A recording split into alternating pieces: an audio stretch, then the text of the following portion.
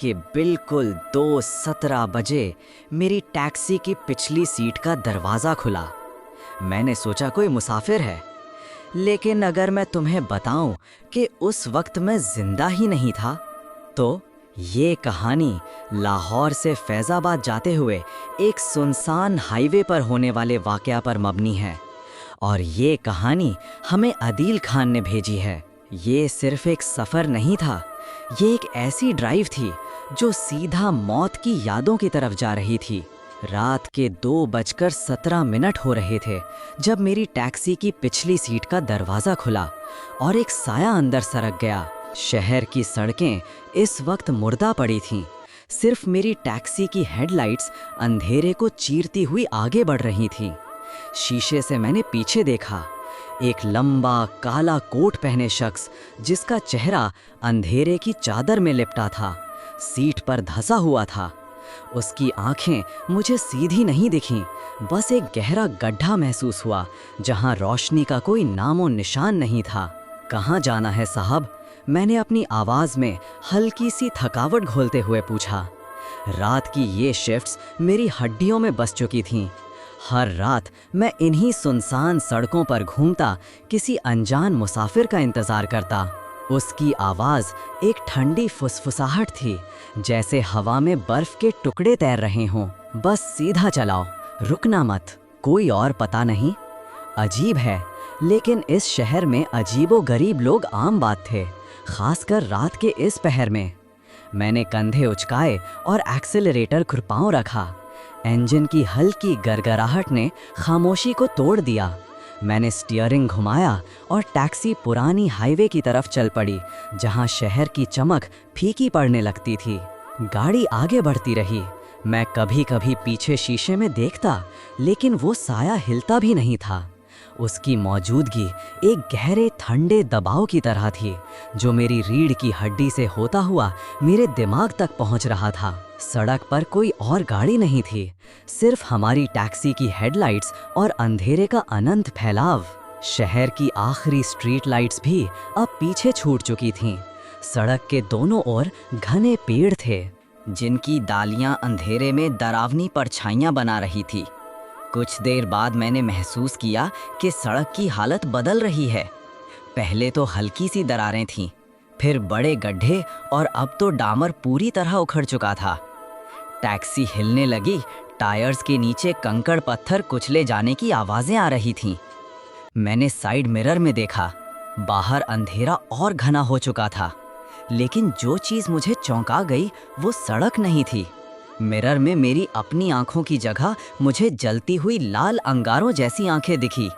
एक पल के लिए मेरा दिल धड़कना भूल गया। मैंने झटके से सर घुमाकर पीछे देखा, फिर से मिरर में। अब वहां सिर्फ अंधेरा था और मेरी ही थकी हुई आंखों का अक्स। ये क्या था?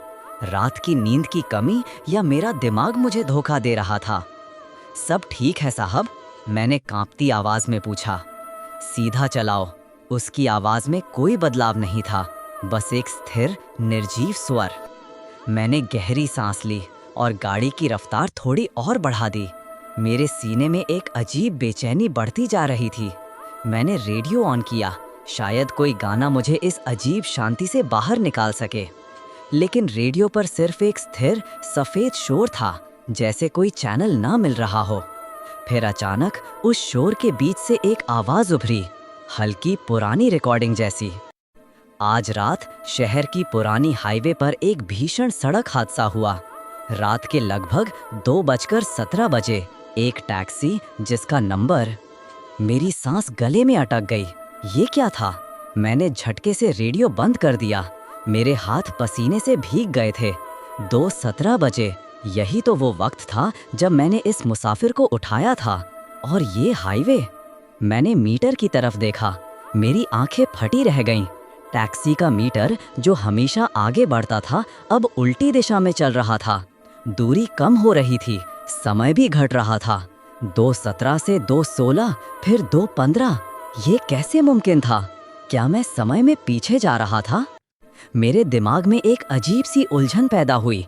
ये सब इतना अजीब था कि मेरे होश उड़ने लगे थे। मैं गाड़ी चला रहा था, लेकिन ऐसा लग रहा था जैसे मैं किसी सपने के अंदर फंस गया हूँ। सड़क अब पूरी तरह से टूटी हुई थी, जैसे सदियों से इस्तेमाल न की गई हो। किनारे पर उगी झाड़ियाँ और पेड़ कंकालों जैसे खड़े थे। हम कहाँ जा रहे हैं?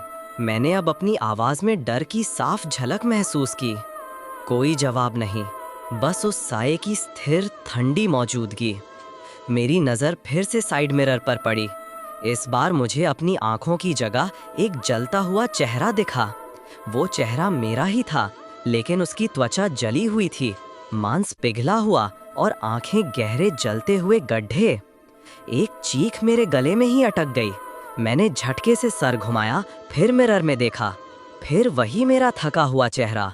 मेरा दिल इतनी तेज धड़क रहा था कि मुझे लगा वो मेरी पसलियां तोड़कर बाहर आ जाएगा। ये सब क्या था? मैं पागल हो रहा था। इस सुनसान रात, इस टूटी हुई सड़क पर, इस अजीब मुसाफिर के साथ। मीटर लगातार पीछे जा रहा था। अब 2:05 हो रहा था। मैं तेज गाड़ी चला रहा था, लेकिन ऐसा लग रहा था जैसे मैं कहीं पहुंच ही नहीं रहा हूं। सड़क के किनारे अब जंग लगी हुई गाड़ियों के अवशेष दिख रहे थे, जैसे किसी पुराने कब्रिस्तान में। एक मोड़ आया। ये एक तीखा मोड़ था, जिसके बाद सड़क और भी ज्यादा सुनसान और टूटी हुई दिख रही थी। जैसे ही मैंने मोड़ पर स्टीयरिंग घुमाया, पीछे से वो ठंडी आवाज फिर आई। तुम पहले भी यहाँ आए हो। मेरे जिस्म में बिजली का एक झटका लगा। ये आवाज इतनी धीमी थी, लेकिन इसने मेरे दिमाग में एक खौफनाक याद को जगा दिया।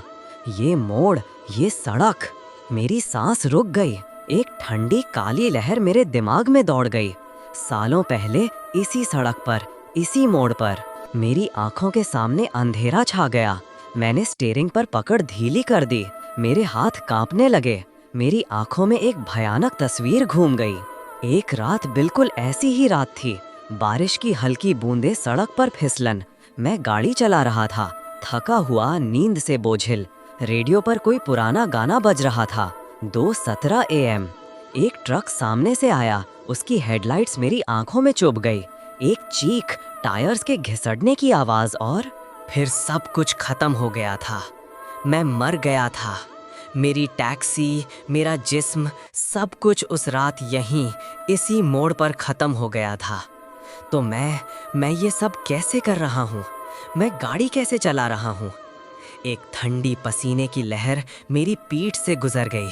मैं जिंदा नहीं था, मैं एक भूत था। एक टैक्सी ड्राइवर का भूत, जो अपनी ही मौत से अनजान हर रात इसी सड़क पर घूमता रहता था। ये मुसाफिर, ये कौन था? क्या ये मुझे ये सब याद दिलाने आया था? मैंने झटके से ब्रेक लगाया। टायर्स की चीख ने रात की खामोशी को चीर दिया। टैक्सी एक झटके के साथ रुक गई। मैं पीछे मुड़ा। पिछली सीट खाली थी। वो साया, वो काला कोट पहने शख्स गायब हो चुका था। उसकी जगह सिर्फ एक ठंडी हवा का झोंका था, जो टैक्सी के अंदर घूम रहा था। मेरी आंखें खुली की खुली रह गईं। मैं एक पल के लिए कुछ समझ नहीं पाया। मेरा दिल जोरों से धड़क रहा था, लेकिन ये धड़कन अब डर की नहीं, बल्कि एक अजीबोगरीब एहसास की थी, जैसे कोई गहरा सच सामने आ गया हो। मैंने अपनी उंगलियों को स्टीयरिंग पर महसूस किया। ये ठोस था। मेरे कपड़े, मेरी त्वचा, क्या ये सब एक भ्रम था? मैंने अपनी जेब से अपना फोन निकाला। स्क्रीन पर कोई नेटवर्क नहीं था, बस अंधेरा। मैंने उसे वापस रख दिया। मैंने मीटर की तरफ देखा। वो अभी भी 2 बजे दिखा रहा था। दूरी भी उल्टी चल रही थी, लेकिन अब वो स्थिर हो गया था। मैं कुछ देर वहीं बैठा रहा, अपनी सांसों को नियंत्रित करने की कोशिश करता रहा, जो अब तेज और उथली हो रही थी। मेरा दिमाग एक चक्रवात की तरह घूम रहा था, जिसमें पुरानी यादें और वर्तमान का भयानक सच आपस में टकरा रहे थे। तो ये मैं था, मैं ही वो भूत था। हर रात मैं किसी अनजान मुसाफिर को इसी सड़क पर लाता था, उसे उस जगह तक पहुंचाता था जहां मेरी मौत हुई थी। क्या ये मेरी सजा थी? एक अनंत लूप जहां मैं अपनी ही त्रासदी को बार बार दोहराता रहता था।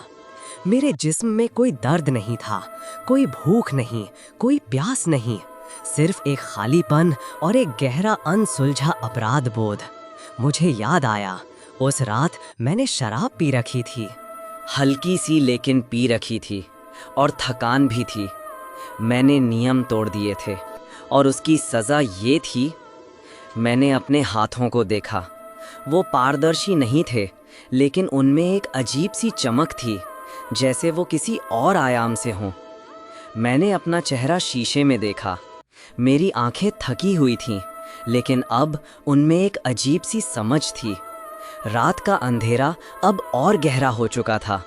बाहर पेड़ खामोश खड़े थे, जैसे मेरे सच को जानते हों। सड़क, जो अब पूरी तरह टूटी हुई थी, एक खामोश गवाह थी। मैं जानता था कि मुझे क्या करना है। मुझे फिर से ड्राइव करना होगा, फिर से इसी लूप में फंसना होगा, हर रात, जब तक मुझे मुक्ति ना मिल जाए, या जब तक मैं किसी और को इस भयानक सच का सामना ना करवा दूं। मैंने स्टीयरिंग पर हाथ रखे। इंजन की आवाज़ फिर से गूंजी। मैंने धीरे से एक्सीलरेटर दबाया। टैक्सी फिर से चलने लगी, धीमी गति से, उसी टूटी हुई सड़क पर।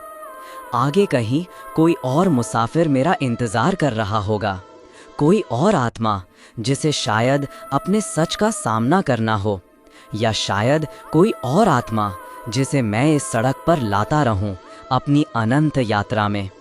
मेरी टैक्सी आगे बढ़ती रही, अंधेरे में, भूतिया सड़कों पर। कुछ टैक्सी कभी अपनी मंजिल तक नहीं पहुंचती, वो बस चलती रहती हैं।